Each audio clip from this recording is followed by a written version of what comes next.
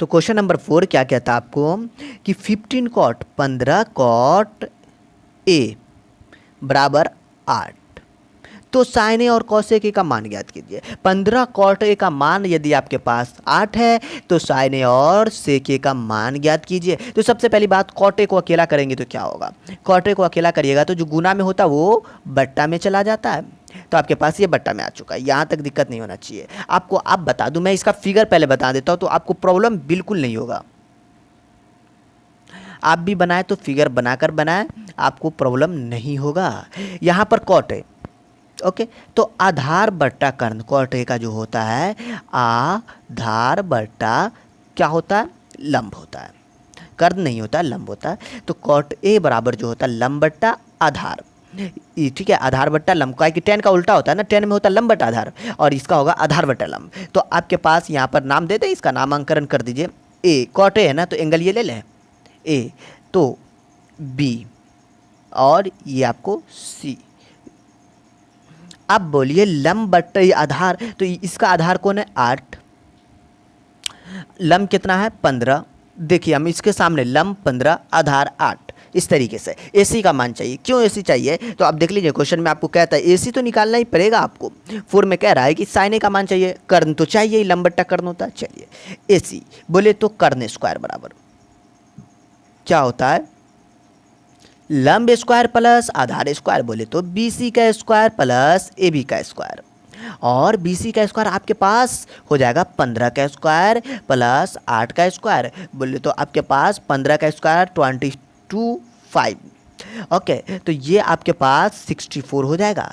तो 225 प्लस 64 कितना हो जाएगा, देख लीजिए 5 4 9 6 2 8 2 289। आपके पास यहाँ पर जो इसका आपको वर्ग जो होता है 17 का वर्ग 289 होता है, बोले तो 17 का स्क्वायर आपके पास ऐसे निकल चुका है 17। कितना निकला 17। आपके पास ये तो आपको इतना निकल चुका है। आपको क्या करना है कि यहाँ से आपको निकालना है क्वेश्चन नंबर 4 में साइन ए का मान।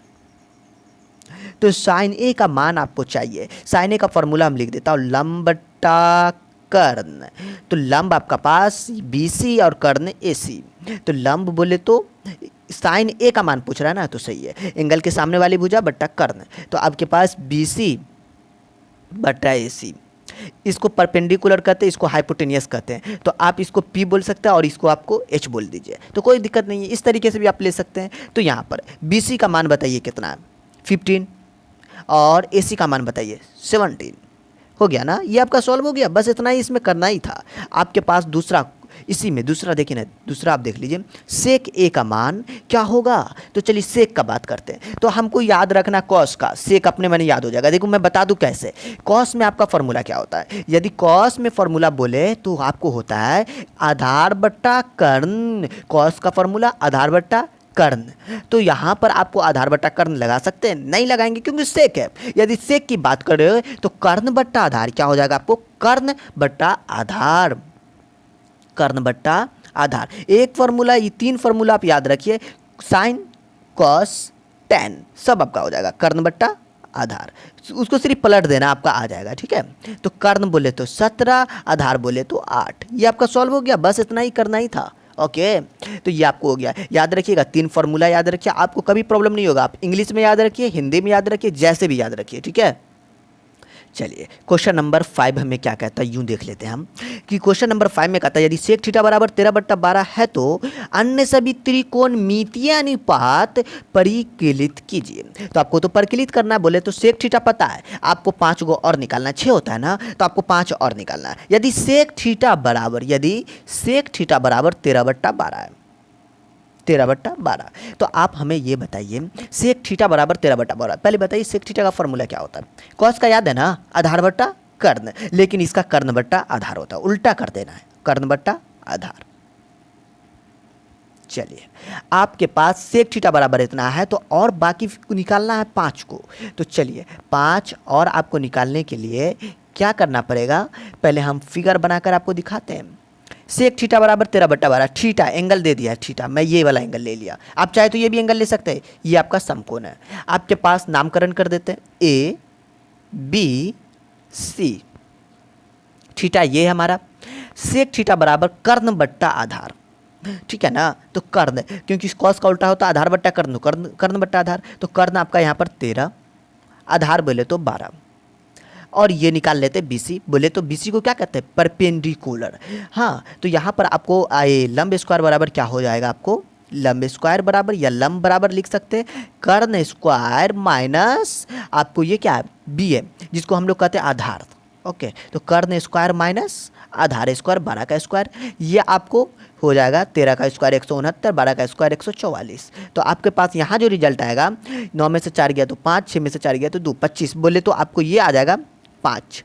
बीसी कितना आ जाएगा आपके पास, 5 हो जाएगा। तो यहाँ तक आपको कोई प्रॉब्लम नहीं होगा। आगे अब मैं सॉल्व करके दिखा देता हूँ, देखिए क्या कहता है। अगला ले लेते हैं साइन थीटा। साइन थीटा आप जानते हैं बचपन से, आज भी जानिए। यहाँ पर देखिए साइन थीटा की बात करें तो लंब बट्टा क्या होता है, कर्ण होता है। लंब बट्टा कर्ण बोले तो बीसी बाई AC। तो BC का मान आपके पास कितना है, 5/13।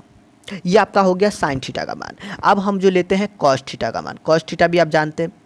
कॉस थीटा का मान बोले तो देखिए मैं बता दूं, कॉस थीटा का जो होता है आधार क्या होता है, आधार बट्टा कर्ण होता है। हम आपको ये लिख देते इसलिए कि ताकि आपको कन्फ्यूज़न न हो। आधार आपका क्या है, ये है BA बट्टा कर्ण बोले तो AC।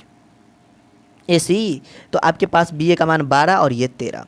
आप 10 निकाल लीजिए, ठीक है, सबका आप निकाल लीजिए। टेन थीटा यदि निकाल लेते तो क्या होगा, देख लीजिए। टेन थीटा आप निकालिएगा तो लंब बट्टा आधार होता है, बोले तो आपको BC बट्टा BA। तो BC बट्टा BA, तो आपके पास 5/12, ये आपको टेन थीटा का मान। अब मेरा बात हुआ कॉसेक थीटा का मान। तो मैं आपको बता दूं कॉसेक थीटा का मान आप ऐसे निकाल सकते हैं। देखिए ये तो आप निकाल लीजिएगा, आगे आपको मैं आपको यहीं पे करके दिखा देता हूँ ना कॉसेक थीटा का मान। यदि आप कॉसेक चाहिए, कॉसेक थीटा बराबर, तो आप यहाँ से क्या लिखेंगे, साइन का उल्टा कॉसेक। यहाँ पर कर्ण नीचे है तो कर्ण ऊपर, ठीक है। हम डायरेक्ट आपको समझा देते, देखिए लंब यहाँ पर लिख दीजिए। तो यहाँ पर क्या हो जाएगा, AC बाई BC हो जाएगा, बोले तो 12/5। उल्टा दीजिए आप भी। कॉस थीटा का मान बोले तो सेक थीटा। तो सेक थीटा तो ये हमको दिया ही हुआ था ना, देखिए ना, आप सेक थीटा से ही निकालने की जरूरत नहीं, पहले एगो निकाल कर दिया हुआ है, अब दूसरा भी हमने निकाल लिया। अब एक लास्ट टेन थीटा का तो आप जान गए लंब बट्टा आधार हुआ। तो यहाँ पर इस कॉस थीटा का बात करें तो ये आपको होता है आधार बट्टा लंब। क्या होता है, आधार बट्टा लंब। तो यहाँ पर आपका जो है क्वेश्चन में आधार देख लीजिए क्या है, तो आपका लंब जो है BC है और आपका आधार जो है AB है। तो आप यहाँ पर मान पुट कर दीजिए। तो BC का मान जो है 12 है और AB का मान बात करें तो आपका BC का मान आपको 5 है और AB का जो मान है आपको 12 है। तो ये आपका हो चुका 12/5। हमारे पास क्वेश्चन नंबर 6 क्या कहता है मैं आपको बता दूं। ये आपको कहता है एंगल A और एंगल B न्यून कोण हो जहाँ cos A बराबर cos B तो दिखाएं। सबसे पहले मैं इसका सॉल्यूशन बना दूं। तो आपको यहाँ पर दिया गया है, तो यहाँ पर आपको जो बुक से मतलब क्वेश्चन में जो आपको दिया गया है, क्या दिया गया है कि आपको यहाँ पर देखिए क्या है, यहाँ पर कि cos A बराबर cos B, cos A बराबर cos B हो तो आपको यहाँ पर जो है क्या लेना है, न्यून कोण। तो चलिए मैं आपको जो है न्यून कोण ले लेते हैं। तो ये जो है ये हमारा क्या है, न्यून कोण। तो ये आपका बन चुका है। यहाँ पर इसका जो है ये आपको तो होगा 90 डिग्री। आपको जो है एंगल A और एंगल B की बात कर रहा है, आपको एंगल A लेना पड़ेगा और एंगल B लेना पड़ेगा। यदि हम इसे एंगल A ले लेते हैं तो आपको इसे B लेना होगा और ये आपको C हो जाएगा। आपको क्या करना है, यहाँ पर अकॉर्डिंग टू क्वेश्चन में आपको कह रहा है एंगल A बराबर एंगल B होगा। तो सबसे पहली बात हम cos A और cos B का मान निकाल लेते क्या होता है। तो चलिए cos A का जो हम मान निकालते हैं ना, तो cos A का आपको होता है लंब बट्टे आधार बट्टा कर्ण होता है। क्या होता है, आधार बट्टा कर्ण, ठीक है। और इसका भी जो होगा cos B, ये भी आपको आधार बट्टा कर्ण होगा। लेकिन यहाँ पर एंगल चेंज है तो आपको चेंज हो जाएगा, ठीक है। यहाँ पर आपको जो है cos A मतलब ये वाला एंगल है तो ये आपका लंब होगा, ये आधार होगा और ये कर्ण हो जाएगा। तो आधार बट्टा कर्ण AC बट्टा AB और फिर यहाँ पर भी आधार बट्टा कर्ण लेना, लेकिन यहाँ पर आपको cos B है, बोले तो एंगल ये वाला। अब ये वाला एंगल है तो ये सामने वाली भुजा आपको क्या हो जाएगा, लंब हो जाएगा और ये आधार हो जाएगा। बोले तो बी सी बट्टा ये वाला ए बी कर्ण। तो आप देखिए यहाँ पर क्या आपको दिख रहा है कि यहाँ पर भी ए बी है, यहाँ पर भी ए बी है। तो आपको यहाँ पर ए बी कैंसिल कर देना है। तो या फिर आप ऐसे भी लिख सकते ए सी गुने ए बी बराबर बी सी गुने ए बी। आप जो है ए बी यहाँ से आप कैंसिल कर दीजिए, तो आपके पास जो बचेगा ए सी बराबर बी सी। देखिए आपके पास जो बचा ए सी बच गया और बी सी बच चुका है। ए सी बोले तो देखिए क्या बचा, आपके पास ये ए सी है, ये ए सी है, ये बी सी है। आपके पास जो ए सी है इसकी जो सामने वाली भुजा क्या है, भुजा बोले तो कोण, क्या एंगल बी। तो हम यहाँ पर जो है एंगल बी लिख सकते हैं, लिख देते हैं। आपको देखिए यहाँ पर अब बी सी की बात कर रहे हैं। देखिए बी सी आपके पास ये रहा और बी सी के जो है आपको इसके सामने वाली भुजा आपको ये है, तो एंगल ए, ठीक है। या फिर आप ऐसे भी इसको लिख सकते हैं एंगल ए बराबर एंगल बी। ये आपका जो है सिद्ध हुआ। बोल रहा था आपको जो है सिद्ध करना है कि एंगल ए जो है एंगल बी के बराबर है। आप ऐसे भी सिद्ध कर सकते हैं या फिर इस पर और भी कोई मेथड लगा सकते हैं, कोई दिक्कत नहीं है। आप इसका जो एक और आपको सिमिलरली फिगर बना सकते हैं, समरूप करके भी इसे आप सॉल्व कर सकते हैं, क्योंकि समरूप भी दिखा दीजिएगा तो आपका जो है ये आपको एंगल जो होगा आपका साबित हो जाएगा। ठीक है।